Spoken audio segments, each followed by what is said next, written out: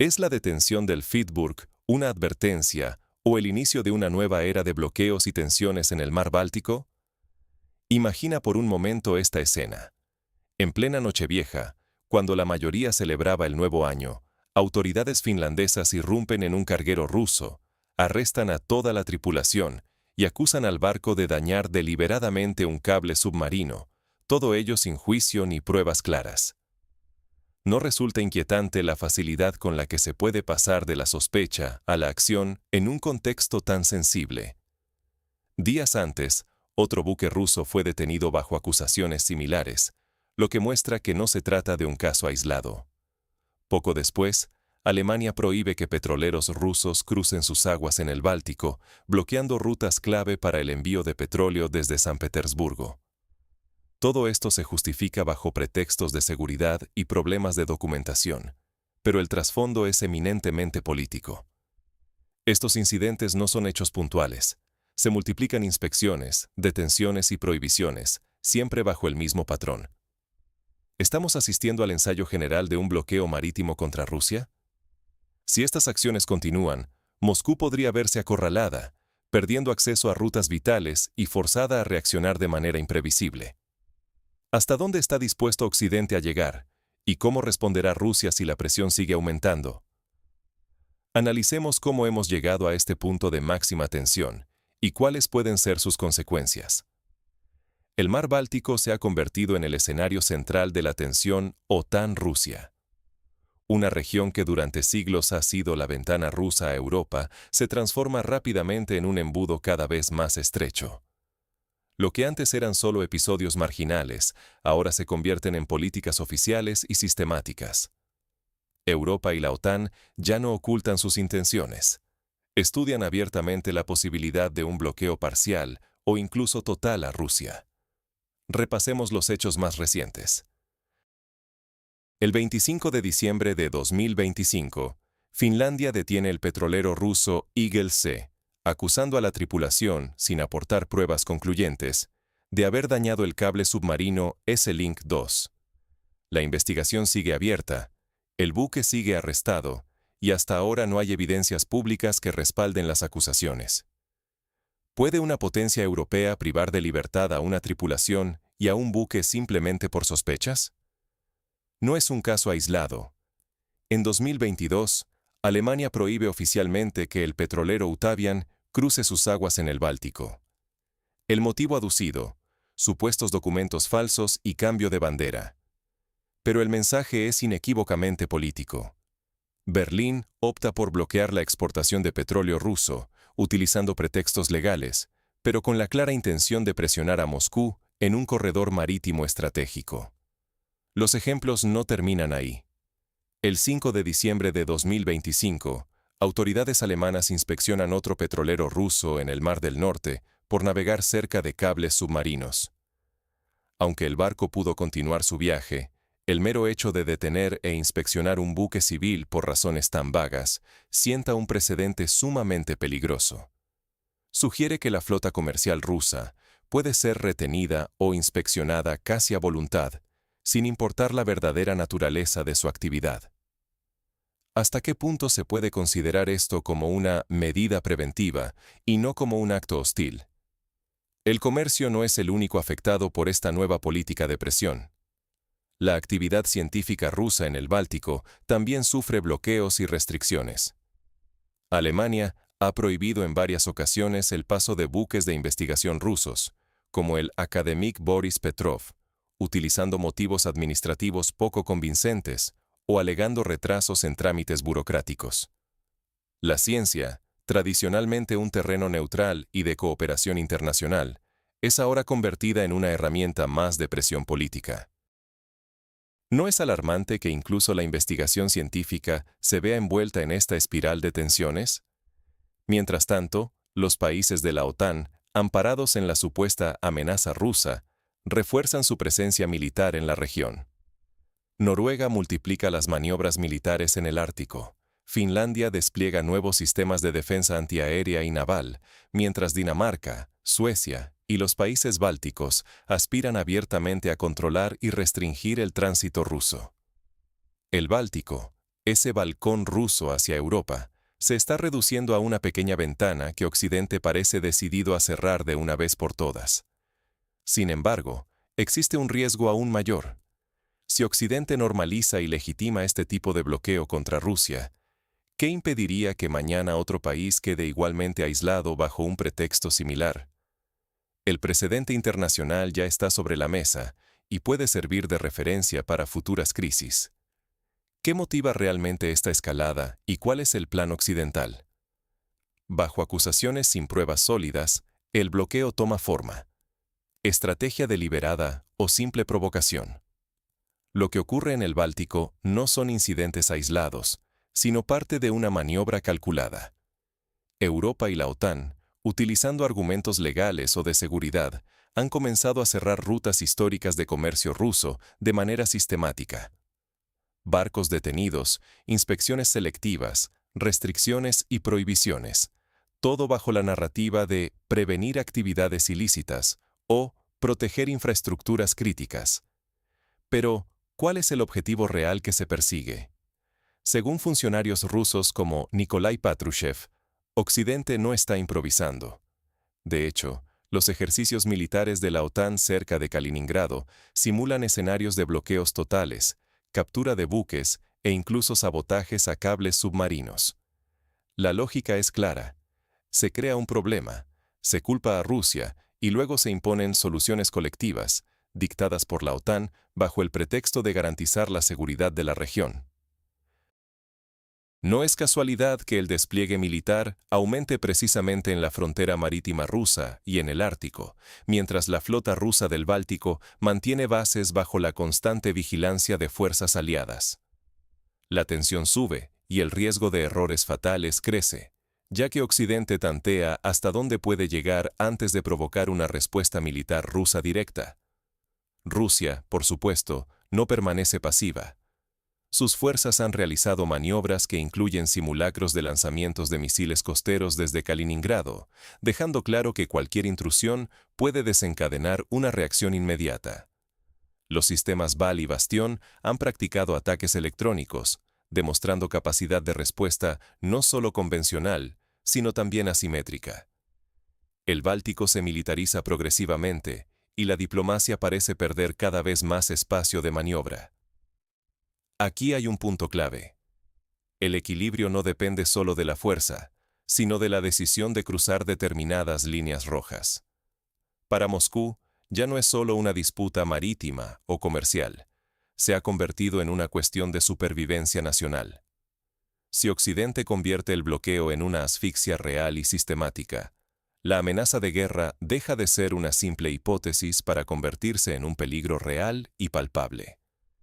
Mientras la OTAN presiona para cambiar las reglas en el Báltico, enfrenta también sus propias contradicciones internas. Washington está actualmente distraído por otras crisis, como la de Irán, y Europa se encuentra en una posición incómoda, debatiendo entre seguir a su aliado estadounidense o asumir riesgos por sí sola, sin su respaldo directo. Los líderes europeos, inseguros sin el apoyo de Estados Unidos, deben decidir si están preparados para gestionar las consecuencias de una escalada militar en solitario. Entonces, ¿hasta dónde puede llegar esta confrontación antes de pasar de lo diplomático a lo militar? Las piezas están ya sobre el tablero y el margen de error es mínimo. ¿Hacia dónde se dirige este pulso y qué escenarios se abren ante nosotros? Con Washington enfocado en Oriente Medio, Europa vive un clima de incertidumbre y contradicciones. Estados Unidos está distraído, su apoyo directo en el Báltico es más limitado que nunca. ¿Está Europa preparada para actuar sola si la situación escala y la tensión se desborda? La respuesta es compleja y está lejos de ser unánime. Las élites europeas dudan sin el respaldo estadounidense. Sin embargo, la ausencia de Washington también despierta cierto impulso de autonomía. Algunos países buscan probar su propio peso estratégico y demostrar que pueden actuar con independencia. Dinamarca, por ejemplo, y otros países nórdicos endurecen su tono, incluso planteando abiertamente acciones militares. Pero sus recursos son limitados tras años de enviar material militar a Ucrania, lo que ha dejado sus arsenales resentidos y con poca capacidad de respuesta real. El deseo de actuar está, pero la capacidad efectiva depende todavía del apoyo externo. Dentro de la Unión Europea, crecen también las voces que apuestan por el diálogo y la desescalada. Francia, por ejemplo, propone abrir canales de comunicación con Moscú, mientras otros países insisten en mantener la presión y las sanciones. Esta dualidad convierte la política europea en un auténtico campo minado. Sanciones y amenazas por un lado, llamados al diálogo y la negociación por otro. ¿Puede Europa encontrar una salida común, o su propia división será su mayor debilidad? El riesgo es aún más palpable en los países bálticos y en Finlandia. Expertos militares aseguran que están listos para cerrar el acceso al Golfo de Finlandia si la situación lo exige, con Polonia y Suecia atentos a cualquier movimiento. Saben que, sin el paraguas estadounidense, sus posibilidades son limitadas, pero aún así, deciden poner a prueba las líneas rojas rusas, conscientes del peligro que ello implica. El patrón se repite: sanciones, provocaciones, ejercicios militares conjuntos y, cada vez más, incidentes como la detención de buques o las acusaciones de sabotaje de infraestructuras. Esto acerca al Báltico a un bloqueo gradual, una especie de asfixia lenta y progresiva. Frente a este escenario, Rusia advierte: si los bloqueos se sistematizan y se convierten en política habitual, responderá con fuerza militar, priorizando la diplomacia, pero dejando claro que existe un límite infranqueable. El peligro es evidente. Europa podría quedarse sola frente a Rusia, arriesgando un conflicto para el que ni está preparada ni unida. ¿Hasta qué punto están dispuestos los europeos a aceptar ese riesgo? ¿Qué enseñanzas quedan para Rusia y sus aliados en este nuevo tablero? Rusia apuesta ahora por la calidad, la reciprocidad y el desarrollo de nuevas tecnologías. Moscú sabe que no puede competir en velocidad y cantidad como en la era soviética. Ya no salen buques al ritmo de antaño. Pero la estrategia ha cambiado. Menos barcos, pero mejor preparados, más equilibrados y, sobre todo, con avances tecnológicos notables. Destacan los sistemas no tripulados, motores desarrollados localmente tras años de dependencia exterior, y una apuesta clara por la precisión y la resiliencia ante sanciones y bloqueos. La lentitud en los astilleros no significa atraso, si cada nuevo sistema ofrece más alcance, eficiencia y menor vulnerabilidad.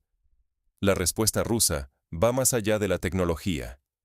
Hay un mensaje institucional claro: reciprocidad. Si Europa y la OTAN detienen o retienen barcos rusos bajo cualquier pretexto, Rusia puede y podría hacer exactamente lo mismo.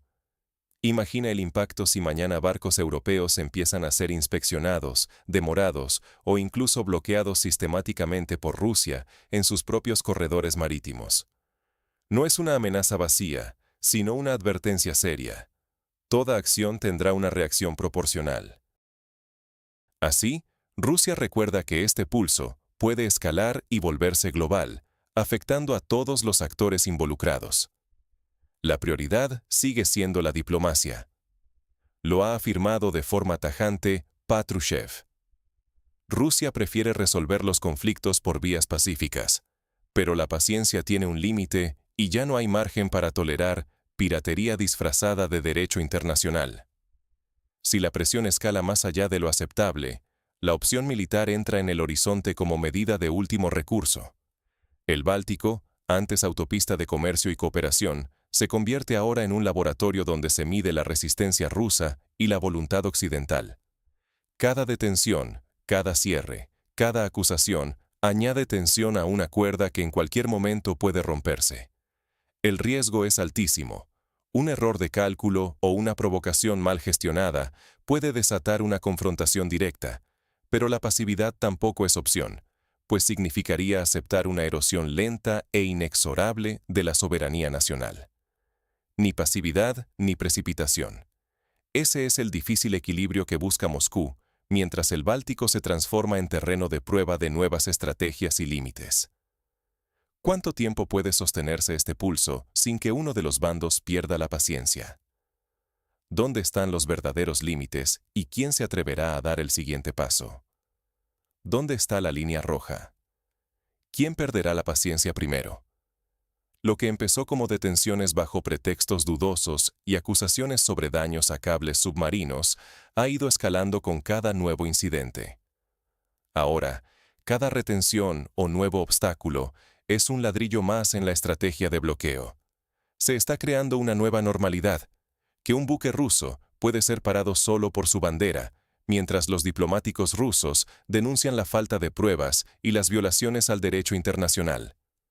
Occidente mide hasta dónde puede tensar la cuerda antes de que Rusia pase de notas diplomáticas a acciones concretas. Pero este pulso tiene un límite. Si en Bruselas deciden cortar las arterias marítimas rusas sin temor a las consecuencias, enfrentarán no solo protestas diplomáticas, sino también la respuesta del arsenal ruso. Bastiones y misiles listos para defender el país, no solo en teoría, sino en la práctica. El Báltico deja de ser un mar de tránsito libre y se convierte en un polígono, no solo para maniobras navales, sino para poner a prueba la paciencia y la determinación de ambos bandos. La cuestión ya no es si habrá más provocaciones, sino cuándo y cómo terminará la paciencia rusa. Un verdadero bloqueo del Báltico no sería solo otro incidente, sería la antesala de un conflicto abierto, con consecuencias impredecibles para Europa y para el equilibrio global en la próxima década. Ahora te toca reflexionar. ¿Crees que esta bloqueada es solo una forma de presión, o estamos realmente al borde de un bloqueo total, con todas sus consecuencias imprevisibles? ¿Dónde está la línea invisible, ese punto de no retorno tras el cual las protestas diplomáticas se convierten en despliegues militares? ¿Y está Europa preparada de verdad para desafiar sola a Rusia? ¿O sin Estados Unidos, todo queda en palabras vacías y gestos simbólicos? Déjame tus opiniones en los comentarios, suscríbete al canal para no perderte el próximo análisis y comparte este video si crees que más personas deben entender lo que está en juego en el Báltico. Aquí no solo se decide el comercio ruso, se juega, literalmente, la seguridad y el futuro de todo nuestro continente.